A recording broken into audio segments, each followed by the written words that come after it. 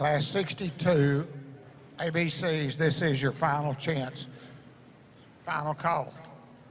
If you have one that's supposed to be in Class 62, you come on at this point, or you're going to miss showing in San Antonio in 2020.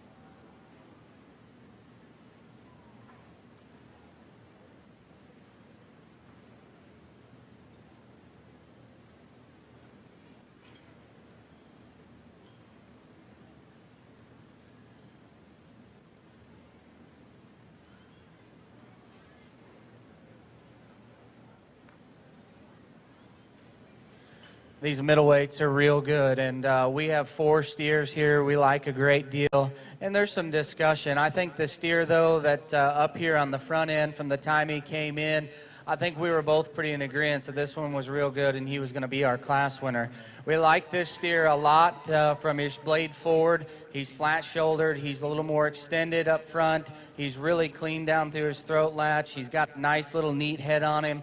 He's so extended from there back. You put that calf in motion, he gets out and goes, and he motors. Where I like him better than the steer. And second, you get it right in behind that pair. He probably just carries a little more explosive muscle shape out of his upper pin set, and he carries it down to his quarter. We like that steer a great deal. I'd say initially, Mark, he kept saying, I like this steer, I like this steer, and I liked him.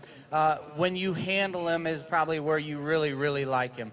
Out of the back of his blade, the boldness to his rib cage is tremendously good.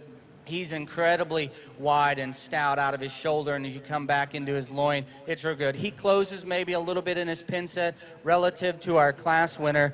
He's maybe not quite as just neat as an attractive sometimes when we get him on a profile. If you put this steer by himself, and when we didn't have these two that we weighed, and this guy was sitting in the lineup, Mark and I said, you know, this calf's really, really high quality. You get him backed into a corner up against these two, and that's probably where he loses maybe just a little bit of horsepower. Right behind his blade, he's just a nickel flatter there for us. He doesn't have as much shape and expression down his top, but that's an extremely high-quality steer. That young man sure gets a nice stick on him and does a great job of putting him together. His structure, his balance beats the steer right behind him. We like this guy's shape. his width, his power. We maybe just don't maybe see quite as much. As you come back into his loin, he gets a little drier there. You put him in motion, maybe just needs to handle it just a little truer. The guy right behind him, you know, he handles just okay, and just okay is not okay, but why he lands in that spot that he does is because he's got a good set of feet and legs, he's ultra flexible, he's good in his knee, he balances up nice, he's nice up through his front end. I'd like to stouten him up just a little bit out through his hip. He gets nickel arounder and a little flatter for us there, and that's why he lands where he does. A big, stout power steer. The next pair was probably the closest. This guy needs to move just a little better off of both ends. Relative to his flex and reach for the ones in front of him, he's not quite as good, but he still handles it good enough. He's got plenty of muscle, he's got plenty of spread and shape. He's a higher cutability steer than the calf right behind him.